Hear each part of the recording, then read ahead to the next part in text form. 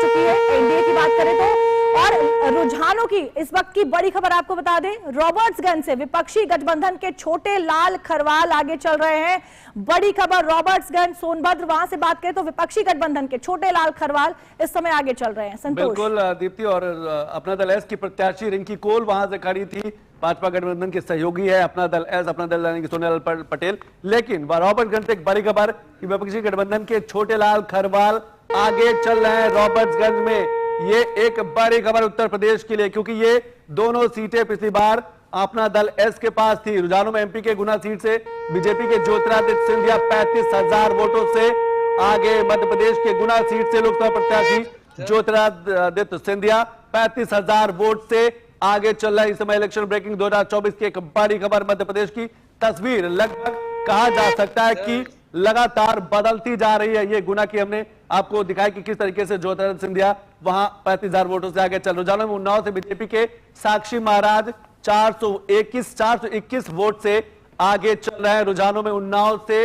BJP के Sakshi Maharaj 421 vote से आगे चल रहे हैं। तो इस समय लगातार हर सीट के आंकड़े हर पल बदलते जा रहे हैं। बांदा को आप देखिए, बांदा से बीजेपी के आरके पटेल 553 वोट से आगे चल रहा है। लगातार ईवीएम की काउंटिंग, कहा जाता गिनती लगातार चल रही है, लेकिन जैसे जैसे समय बढ़ता जा रहा है वैसे वैसे आंकड़े भी तेजी से अपना स्थान बदलते जा रहे हैं। और इंडिया गठबंधन 195 पर पहुंच गया है, सिर्फ 5 सीटें दूर दोहरा शतक लगाने के लिए।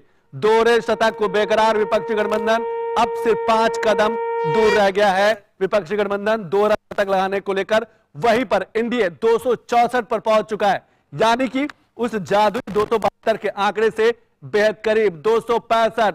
रुझानों में अयोध्या से बीजेपी के लल्लू सिंह आगे चल, लगता है कि राम मंदिर का जो एक आस्था और उसका कहा जा सकता है कि भावनाओं का एक जनसैलाब था, उसका असर अयोध्या में देखने को मिला है। रुझानों में कैसरगंज से सपा प्रत्याशी 508 वोट से लगातार आगे चल रहा है। ये एक बड़ी खबर आप देख सकते हैं, ब्रेकिंग न्यूज की। लगातार चाहे अयोध्या की बात करें, रायबरेली की बात करें, राहुल गांधी या फिर अमेठी की बात करें, कैसरगंज की बात करें, लगातार आपको बड़ी खबरें हम दिखा रहे हैं। सपा प्रत्याशी 508 वोट से आगे चल रहे। रुझानों में कैसरगंज से जो सपा के प्रत्याशी हैं वो 508 वोट सीटों से उन्होंने आगे चल रहे। और एक बड़ी उम्मीद लगाई जा रही थी कि एक बड़ा टफ फाइट वहां से हो सकती है। कैसरगंज से एक सपा प्रत्याशी 508 वोट सीट से आगे चल रहे हैं, लेकिन इंडिया गठबंधन 193 में पहुंच चुका है, 7 सीटें दूर दोहरा शतक लगाने को लेकर।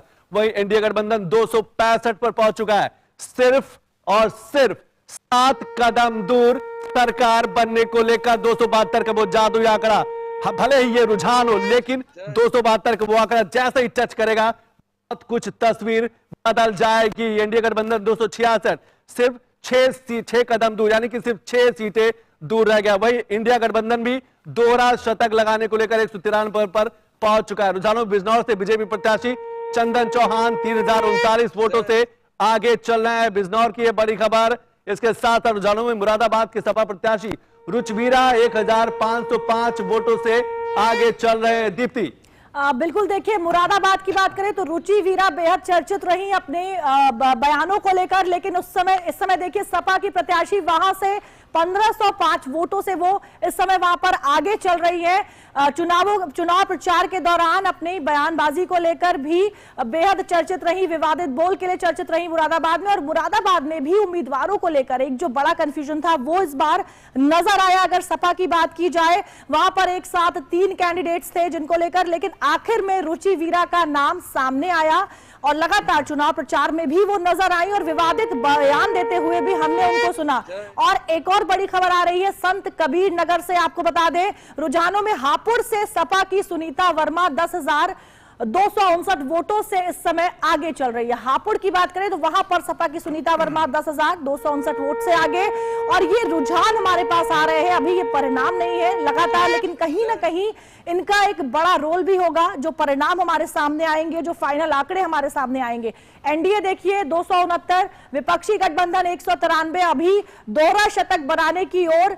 और अन्य दलों की बात की जाए तो 26। हापुड़ से भी जो रुझान है लगातार हमारे सामने आ रहे। पश्चिमी वहीं उत्तर प्रदेश पर भी सबकी नजर, कई हॉट सीट वहां पर गाजियाबाद की बात करें और खास तौर से पश्चिमी उत्तर प्रदेश दिल्ली से लगा हुआ, तो कहीं ना कहीं उसका भी जो असर है वो सीधे तौर पर वहां दिखाई देगा। देखिए मेरठ से भी रुझान आ रहे हैं, मेरठ से बीजेपी के अरुण गोविल 5000 वोट से आगे, यानी कि जो उम्मीद की जा रही थी, बड़ा चेहरा वहां से प्रभु श्री राम का रोल उन्होंने रामायण में निभाया, इसको लेकर बेहद चर्चित है लोगों के बीच में, और वहां से देखिए उनको जो जीत है रुझानों में वो मिलती हुई दिखाई दे रही है। 5000 वोट से अरुण गोविल वहां पर आगे चल रहे हैं, लगातार प्रचार करते हुए भी वो हमें मेरठ में नजर आए, लोगों के बीच जाते हुए भी वो नजर आए।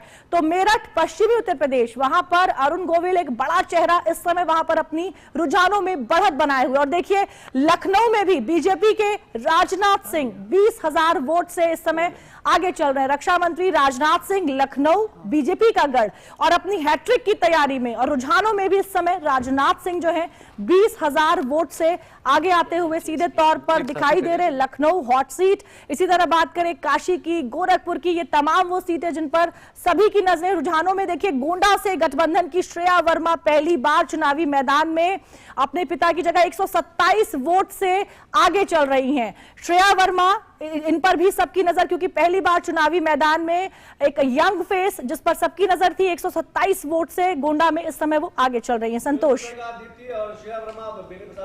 पौत्री है, राकेश वर्मा की बेटी है, बड़ा कांग्रेस के चेहरा रहे हैं, समाजवादी पार्टी के भी चेहरा रहे, बेनी प्रसाद वर्मा समाजवादी पार्टी के संस्थापक सदस्यों में से एक माने जाते रहे। उनकी पौत्री श्रेया वर्मा गोंडा से 127 वोटों से आगे चल रही है। ये एक बड़ी खबर उत्तर प्रदेश के लिहाज से। लेकिन अगर बड़ी तस्वीर पर डालें तो उत्तर प्रदेश में अब तक 80 में से एनडीए जो है 37 सीटों पर आगे है, लेकिन इंडिया गठबंधन 38 सीटों पर आगे। इंडिया गठबंधन भी बड़ी मजबूती के साथ लगातार आगे बढ़ रहा है उत्तर प्रदेश में। इस समय जो बड़ी खबर, एक और बड़ी खबर आ रही है रुझानों में, फिरोजाबाद से सपा के अक्षय यादव 5526 वोटों से आगे चल रहे हैं। रुझानों फिरोजाबाद से सपा के अक्षय यादव ने 5526 वोटों से बढ़त बना रखी है। तो ये आंकड़े लगातार बदलते जा रहे हैं, लगातार जो लड़ाई है दिलचस्प होती जा रही है, नेक टू नेक मामला होता जा रहा है।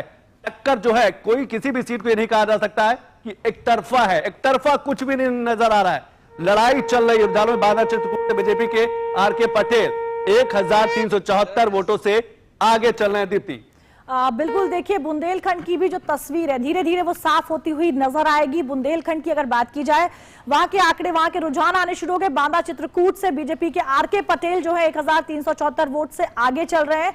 अगर बुंदेलखंड की बात करें तो पिछले कुछ सालों में वहां पर तेजी से विकास भी हुआ है। बड़ी खबर आपको बता दें, फतेहपुर से सपा के नरेश पटेल 3078 वोट से वहां पर आगे चल रहे हैं। फतेहपुर से के भी जो आंकड़े हैं वो आने शुरू हो गए, वहां पर सपा के नरेश पटेल आगे चल रहे हैं।